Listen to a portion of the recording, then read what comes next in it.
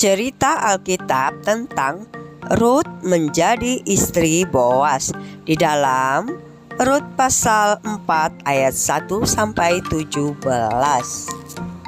Alkitab menceritakan Boas telah pergi ke pintu gerbang dan duduk di sana.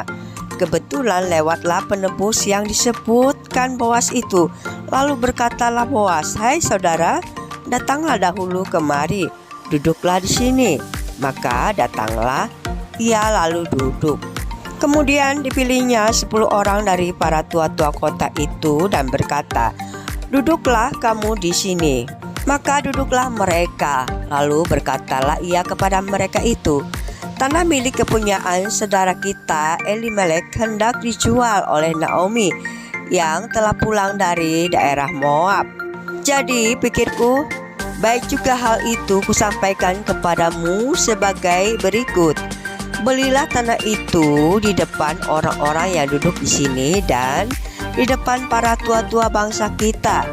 Jika engkau mau menebusnya, tebuslah. Tetapi jika engkau tidak mau menebusnya, beritahukanlah kepadaku supaya aku tahu, sebab tidak ada orang yang dapat menebusnya kecuali engkau dan sesudah engkau, aku." Lalu berkatalah orang itu, "Aku akan menebusnya." Tetapi kata Boas, "Pada waktu engkau membeli tanah itu dari tangan Naomi, engkau memperoleh Rut juga, perempuan Moab, istri orang yang telah mati itu, untuk menegakkan nama orang itu di atas milik pusakanya." Lalu berkatalah penebus itu, "Jika demikian aku tidak dapat menebusnya, sebab aku akan merusak milik pusakaku sendiri. Aku berharap engkau menebus apa yang seharusnya aku tebus, sebab aku tidak dapat menebusnya." Beginilah kebiasaan dahulu di Israel dalam hal menebus dan menukar. Setiap kali orang hendak menguatkan sesuatu perkara, maka yang seorang menanggalkan kasutnya sebelah dan memberikannya kepada yang lain. Demikianlah caranya orang mengesahkan perkara di Israel. Lalu penebus itu berkata kepada Boas, "Engkau saja yang membelinya," dan ditanggalkannyalah kasutnya. Kemudian berkatalah Boas kepada para tua-tua dan kepada semua orang di situ, "Kamulah orang-orang hari ini yang menjadi saksi bahwa segala milik Elimelek dan segala milik Kilion dan Mahlon aku beli dari tangan Naomi." Dan seluruh orang banyak yang hadir di pintu gerbang dan para tua-tua berkata, "Kamilah menjadi saksi. Tuhan kiranya membuat perempuan yang akan masuk ke rumahmu itu sama seperti Rahel dan Lea, yang keduanya telah membangunkan umat Israel.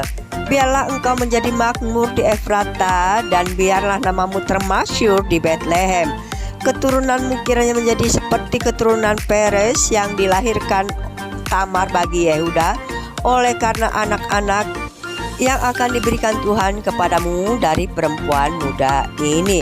Lalu Boas mengambil Rut dan perempuan itu menjadi istrinya, dan dihampirinya dia, dan maka atas karunia Tuhan perempuan itu mengandung lalu melahirkan seorang anak laki-laki.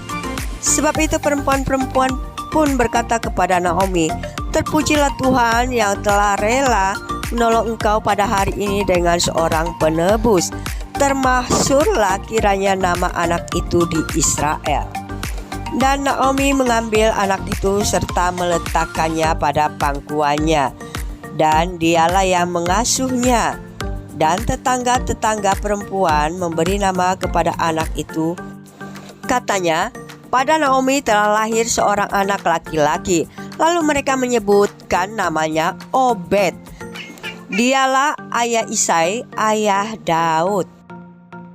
Melalui cerita Rut menjadi istri Boas mengajarkan kepada kita bahwa ketaatan, kerja keras, dan iman kepada Tuhan akan selalu mendatangkan berkat dan rencana yang lebih baik dalam kehidupan kita.